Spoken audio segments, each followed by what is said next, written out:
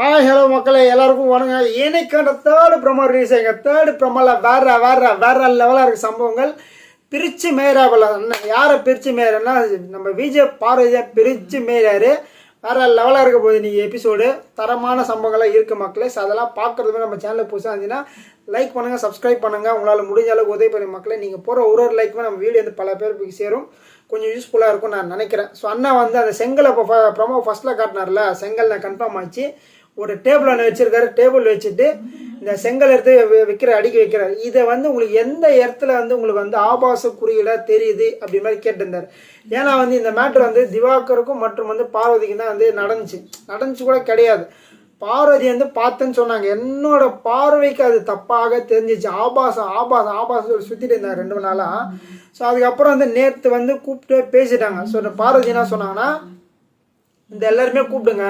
So அரார் என்ன பண்ண, இந்த விஷயம் வந்து ரொம்ப பெருசாக போயிட்டுருக்கு, நான் அது மாதிரி பண்ணவே இல்லை, நான் அது தப்பாக எதுவுமே நினைக்கல, என்ன நடந்துச்சு ஆக்சுவலாக அவங்க 2 பேர் என்ன நினைக்கிறாங்கன்னு தெரியலன்ற மாதிரி நம்ம வந்து அரோரா பேசிட்டு இருந்தாங்க. ஓகேங்களா, இது வந்து என்ன நடந்துச்சுன்னா, நம்ம இந்த டாஸ்க் விளையாடும் போது அவங்க வந்து அரோரா வந்து செங்கலை இப்படி வச்சு இப்படி நிற்கலாம். ஸோ பால் அடிப்பாங்களா, பால் அடிக்கும்போது செங்கல் கீழே விழாமல் இருக்கிறதுக்கு ஏதோ பிளான் சொல்லியிருக்காங்க.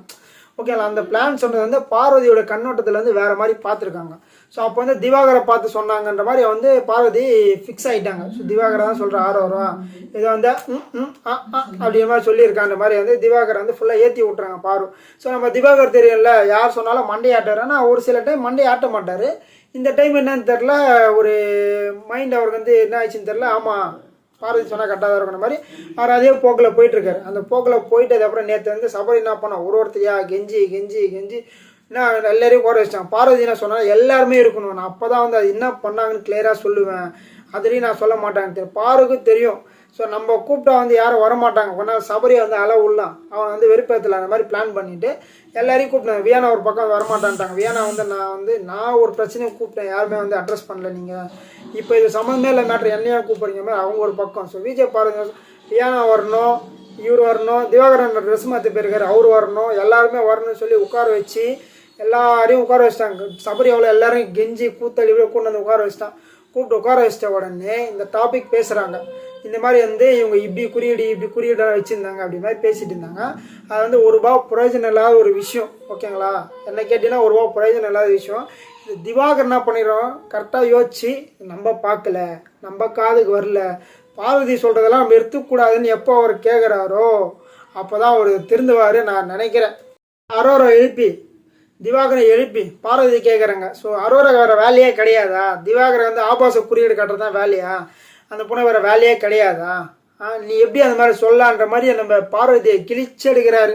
ஸோ அது கேட்டவன வக்கரான்னு சொல்லிட்டாரு. வக்கரன்னா தெரியும்ல. ஸோ வக்கரம் விற்கும் சொல்லி சுற்றின்னு இருந்தாங்களா யார், நம்ம பார்வதியும் மற்றும் வந்து திவாகரும் சேர்ந்து வக்கரம் விற்கம்னாங்களா.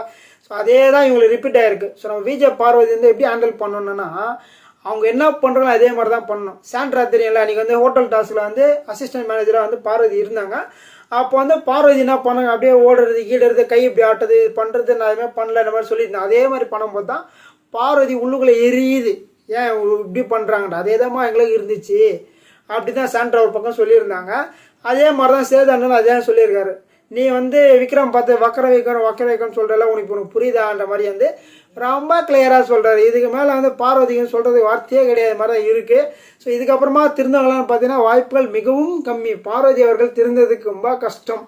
அவர் வந்து நாங்கள் தப்பாக புரிஞ்சுக்கணும்னு சொல்லி அவர் வந்து தவறாக ஒத்துக்கிட்டாரு. நாங்கள் கிடையாது, நீ தான் தப்பாக புரிஞ்சுக்கிட்ட. பாரு சொல்லிச்சுன்னு சொல்லி எப்படியும் ஒரு ஸ்டாண்ட் எடுக்கலாம். ஓகேங்களா, நீ எல்லா இடத்துலையும் போய் பேசுகிறல்ல, பார்வதி நீ சொல்கிறதெல்லாம் நான் கேட்க மாட்டேன், எனக்குன்னு ஒரு மைண்ட் இருக்கு, நான் வந்து நடிப்பு அரக்கன், நான் தனியாக யோசிப்பேன், எனக்குன்னு சில மூளைகள் இருக்குது, சில ஸ்ட்ராட்டஜிலாம் இருக்குன்னு சொல்லும்போது ஒரு பார்வதி இந்த குறியெல்லாம் சொல்லும்போது நீ எப்படி வந்து அக்செப்ட் பண்ணேன்னு தெரில. ஓகேங்களா, அது வந்து அவர் செஞ்சது வந்து மிகப்பெரிய தவறு. அது வந்து நான் ஒத்துக்கிறேன் சார், நான் செஞ்சால் தப்புன்ற மாதிரி ஒத்துக்கிறாரு. அதுக்கு சேதனை சொல்கிறார், இதுக்கு பேர் தான் வக்கரம்ன்றாரு, இதுக்கு பேர் தான் வக்கரம் அப்படின்னு சொல்கிறாரு. நீ சொல்கிறது என்னையா நியாயம், இதெல்லாம் இந்த நியாயமே கிடையாது அப்படின்னு சொல்கிறாரு. அப்புறம் வந்து உங்கள் மண்டைக்குள்ளே தான் பிரச்சனை. ஸோ உங்களோட பார்க்குற பார்வை தான் பிரச்சனைன்னு சொல்கிறேன். ஏன்னா வந்து பார்வதியும் திவாகர் வந்து ஒரே மைண்ட் செட்டில் இருந்தாங்க. எத்தனை திவாகர் அந்த மேட்ரு பார்க்க கூட இல்லை, பார்க்காமலே வந்து பார்வை சொல்கிறது கரெக்டுன்னு சொல்லி மாட்டிக்கிட்டார், துண்டாக மாட்டிக்கிட்டாரு.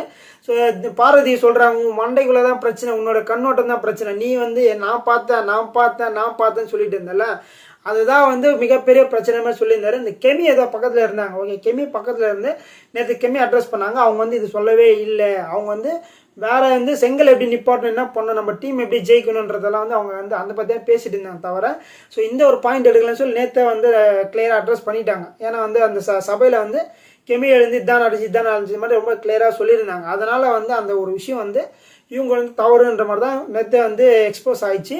இன்றைக்கும் வந்து சேதனாத் தான் சொல்கிறாரு, ஸோ உங்களோட மண்டைக்குள்ளே தான் பிரச்சனை அப்படின்னு சொல்லி முடிச்சுட்டு, திவாகர் நீங்கள் வந்து ஒருத்தங்க நல்லவங்க உங்களுக்கு சப்போர்ட் பண்ணுறாங்கன்னா அவங்க சொல்கிறது எல்லாத்தையுமே மண்டாட்டினே இருக்கக்கூடாது, உங்களுக்கு என்ன மூளை யோசிங்கன்னு சொல்கிறாரு. அவருக்கு அந்த மூளை என்ன ஃபஸ்ட்டு விஜய் டிவி அந்த மூளை இருக்கான்னு தெரியல, இவரெல்லாம் உள்ளே போட்டீங்க, அதில் வேறு அந்த அவருக்கு மூளை இருக்கான்னு கேட்குறீங்க. ஸோ இதோட ப்ரோமோ முடியுது மக்களே. உங்களோட கருத்துக்களை இருந்தால் மறக்காமல் பதிவு, மருத்துவரை சந்திக்கலாம். நன்றி, வணக்கம்.